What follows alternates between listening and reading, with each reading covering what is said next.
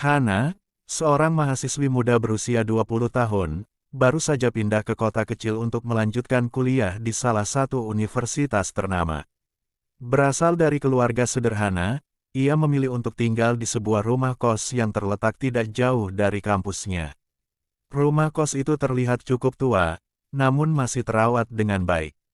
Dengan tampilan sederhana dan biaya sewa yang cukup terjangkau, Hana merasa itu adalah pilihan yang sempurna. Pada hari pertama ia menempati kamar kecil di lantai 2, Hana merasakan suasana yang berbeda. Keheningan yang mencekam seolah menyelimuti rumah kos tersebut. Meskipun ada beberapa penghuni lain, suasana sepi dan dingin terasa lebih dominan. Setiap kali bertemu dengan sesama penghuni rumah kos, mereka hanya memberikan senyum tipis atau anggukan singkat. Tak ada yang berbicara banyak, seolah semua orang sibuk dengan dunia mereka sendiri.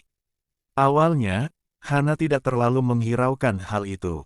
Baginya, yang terpenting adalah bisa fokus belajar dan menjalani kehidupan baru sebagai mahasiswa. Namun, seiring berjalannya waktu, hal-hal aneh mulai terjadi, yang tak bisa ia jelaskan dengan logika. Setiap kali ia melaksanakan salat di kamarnya, Hana mulai merasa ada sesuatu yang ganjil. Pada awalnya, ia hanya merasa sedikit tidak nyaman, seolah ada yang mengawasinya. Tapi lama-kelamaan, perasaan itu semakin kuat. Pada saat ia duduk antara dua sujud, ia merasakan ada seseorang yang duduk di sebelahnya. Terkadang, ia bisa mendengar desiran kain yang bergerak pelan dan napas yang berat, meskipun ia yakin bahwa tak ada orang lain di dalam kamarnya.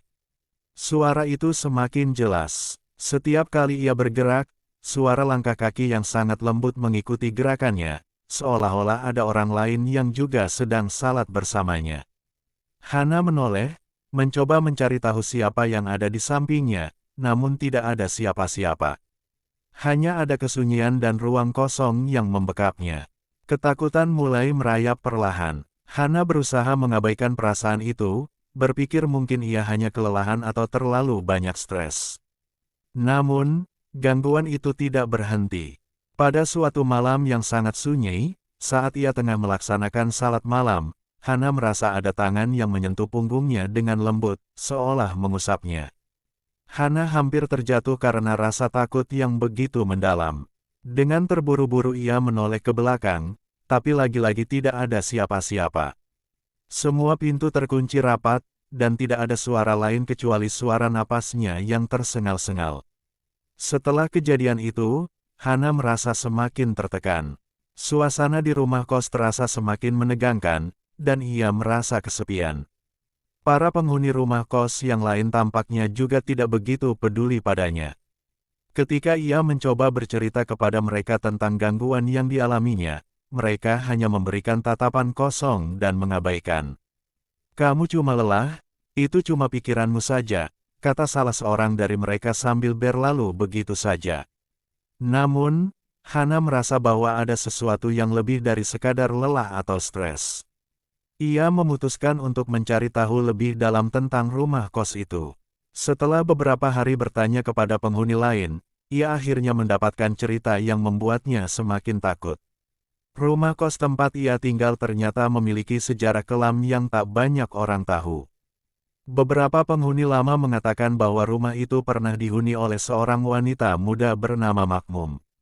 Konon, Makmum adalah seorang yang sangat taat beragama. Ia selalu melakukan ibadah dengan khusyuk, terutama salat, di dalam rumahnya.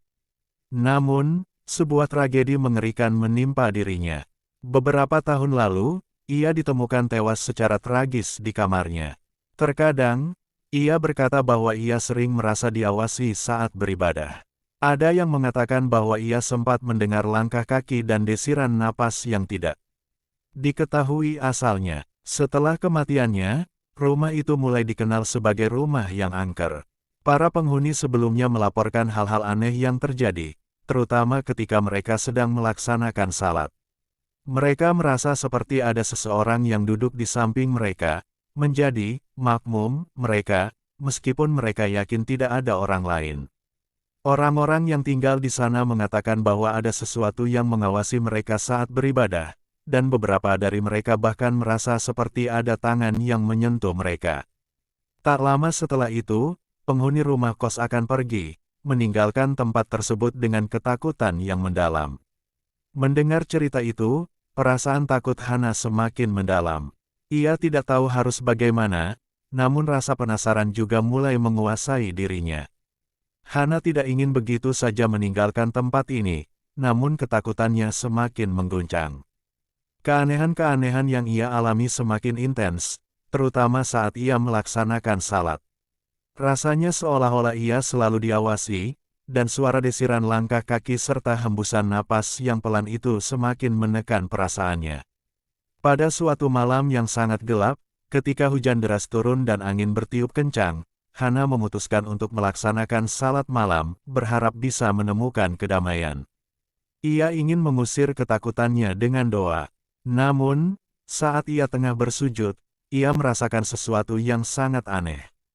Ketika kepalanya menyentuh lantai, ia merasakan seolah-olah ada seseorang yang duduk di sebelahnya. Sosok itu terasa sangat dekat, bahkan lebih dekat dari sebelumnya.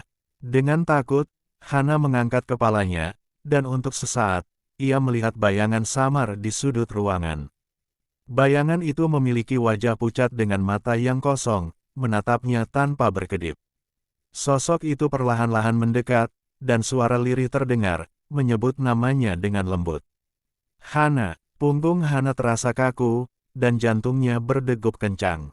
Makmum, suara itu semakin jelas, seolah datang dari dalam hatinya sendiri. Hana ingin berlari, tapi tubuhnya terasa seperti terikat. Ia hanya bisa menatap dengan ketakutan saat sosok itu semakin mendekat, wajahnya semakin jelas. Bayangan itu semakin nyata, dan dengan suara pelan, sosok tersebut berbisik, "Kamu akan menjadi makmum selanjutnya." Dengan segenap tenaga yang tersisa, Hana akhirnya bisa bangkit dan berlari keluar dari kamarnya. Ia mengetuk pintu kamar teman sekosnya, berharap bisa mendapatkan perlindungan. Namun, para penghuni lain hanya menatapnya dengan kosong, seolah tidak merasakan apa yang ia alami. Mereka hanya mengangguk samar dan berkata, "Itu sudah biasa di sini." Makmum akan mengunjungi setiap penghuni baru. Pagi harinya, Hana tak bisa lagi bertahan. Dengan gemetar, ia memutuskan untuk meninggalkan rumah kos tersebut. Namun, sebelum ia pergi, ia mendengar suara bisikan itu lagi, semakin dekat, semakin nyata.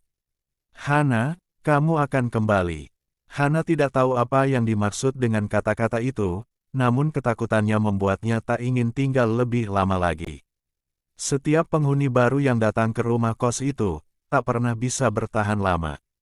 Mereka akan merasakan kehadiran makmum, sosok yang selalu mengawasi mereka, terutama ketika mereka sedang beribadah. Rumah kos itu tetap berdiri, sepi, menunggu kedatangan penghuni baru untuk merasakan kehadiran makmum yang tak pernah tenang, yang selalu menunggu untuk menjadi makmum mereka.